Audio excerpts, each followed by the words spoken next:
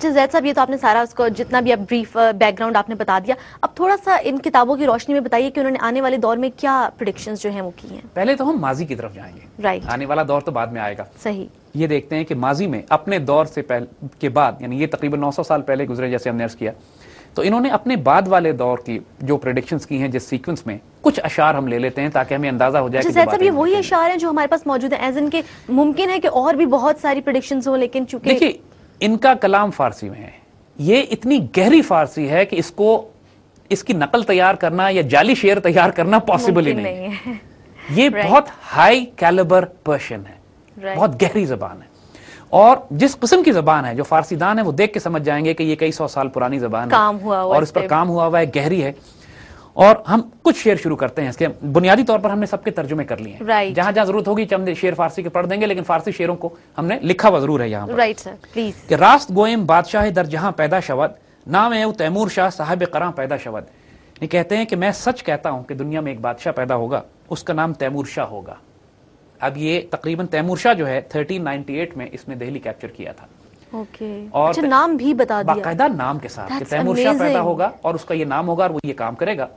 اور 1398 میں تیمور اس طرف ہندوستان پاکستان والے خطوں میں آیا تھا اور اس نے ہندوستان کیپچر کیا تھا. اب ظاہر ہے جب تیمور کا یہ ذکر کر رہے ہیں جو 1398 میں ہے تو ان کا زمانہ ظاہر ہے اس سے پہلے ہوگا، یعنی 1100 سمتھنگ. اور وہ جو 560 ہجری کا ہم نے آس پاس ذکر کیا وہ تقریباً 952 وغیرہ کے آس پاس کا پیریڈ.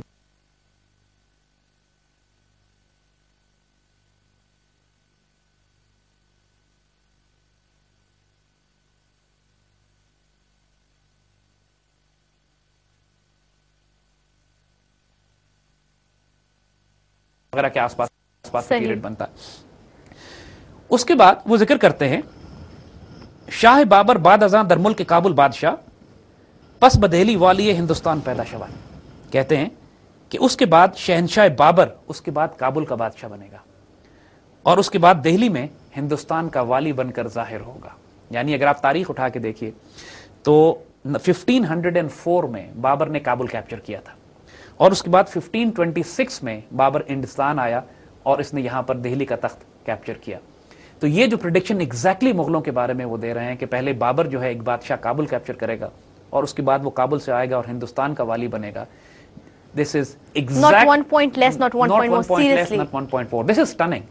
یہ غیر معمولی ہے، یعنی اتنا stunning ہے کہ actually for a second you go into a state of disbelief. اور مجھے جو چیز پسند اس میں یہ کتنی to the point شیئرنگ ہے، exact وہ آپ کو predictions دے رہے ہیں. اور اتنی exact ہے کہ there is no reason کہ ہم اقبال کی شاعری میں وہ تھوڑا سا اور بھی چیز گھما پھرا کے بات کرتے ہیں، لیکن یہ تو کھل کے بات. کیونکہ دیکھیے اپنی شاعری کے حوالے سے جو ایک بات وہ یہ کہتے ہیں، یعنی ایک بڑا جو غیر معمولی ان کا ایک ایسپیکٹ ہے، ہم تھوڑا سا آپ کو ایک شعر پڑھ کے سناتے ہیں کہ اپنی تمام شاعری کرنے کے بعد جو انہوں نے تمام شاعری اپنی کی، اپنی تمام پوئٹری کرنے کے بعد، ساری پروڈکشنز بتانے کے بعد، آخری شعر وہ یہ کہتے ہیں، اپنا آخری لاسٹ شعر وہ یہ کہتے ہیں جو ہم پہلے پڑھ کے سنا دیتے ہیں تاکہ آپ کو اندازہ ہو کہ یہ کر کیا رہے تھے. ختم ہو تھوڑی سی تو آخری شعر میں وہ کہتے ہیں کہ خاموش باش نعمت اسرار حق مکن فاش، در سال کنتو کنزن باشد چنی بیانہ.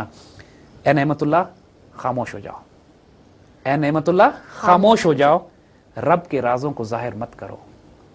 548 ہجری میں میں ان واقعات کو بیان کر رہا ہوں. یعنی سارے راز بیان کرنے کے بعد کہتے ہیں کہ یار چپ ہو جاؤ، رب کے راز کیوں کھول رہے ہو. اور ساری باتیں کرنے کے بعد، اور یہ جو کوئی بھی اس مزاج کو، اس لینگویج کو جانتا ہے، یہ بنائی بھی نہیں ہے، یہ سٹننگ ہے. علامہ اقبال نے بھی جب اسی طریقے سے بات کی تھی تو کہا تھا اپنے بارے میں کہ فرشتوں نے شکایت کی ہے اللہ تعالیٰ سے کہ یہ وقت سے پہلے کہیں قیامت نہ برپا کر دے، اور اے دل بھری محفل میں یہ ولی اللہ ہیں، یہ ولی اللہ ہیں، کوئی شبہ نہیں. اور یہ مسلمان تمام دانشور اور اسکالر ان کو اللہ کا ولی مانتے ہیں. حضرت شاہ اسماعیل شہید ایک ریکگنائز شاہ ولی اللہ کے نواسے ہیں جنہوں نے اپنی کتاب میں یہ قصیدہ ذکر کیا ہے، تو اس کے بعد تو ڈاؤٹ کی کوئی گنجائش نہیں رہ جاتی. بالکل. تو پھر جو پریڈکشنز ہیں بتاتے خود پلیز. بابر بادشاہ کا ذکر انہوں نے کیا. بالکل. بابر کے بعد کہتے ہیں کہ از سکندر چون رسد نوبت با ابراہیم شاہ این یقین دا فتنہ در ملک آں پیدا شود، کہ اس کے بعد نوبت پہنچے گی ابراہیم شاہ تک، لیکن اس کے دور میں بہت بڑا فتنہ ملک میں پیدا ہوگا. ابراہیم لودھی یاد کیجئے گا، ایک بادشاہ تھا جس کو بابر نے پانی پت کے میدان میں شکست دی. ring bells, yes. ابراہیم لودھی جو ہے وہ ایک بادشاہ تھا جو دہلی کے تخت پہ تھا، اور بڑا فتنہ اور فساد اس کے دور میں ہندوستان میں تھا، کیوس اور انارکی تھی. جبھی تو بابر بادشاہ جب کابل سے آیا اور اس نے اس کو پانی پت کے میدان میں شکست دے کے اور ابراہیم لودھی بابر کے ہاتھوں مارا گیا ہے. وہ تاریخی واقعات کہ جب بابر نے جنگ سے پہلے شراب کے سارے برتن توڑ ڈالے اور اللہ سے توبہ کی اور کہا کہ مجھے میدان جنگ میں اگر فتح ہوگی تو آئندہ کبھی میں ہاتھ نہیں لگاؤں گا، پھر اس نے توبہ کی اور اللہ نے اس کو فتح دی اور دہلی اس کے پاس آیا. تو یہ واقعہ بھی ابراہیم لودھی کے مرنے کا اور اس کے زمانے میں فتنے پیدا ہونے کا انہوں نے اس کے بعد ذکر کیا.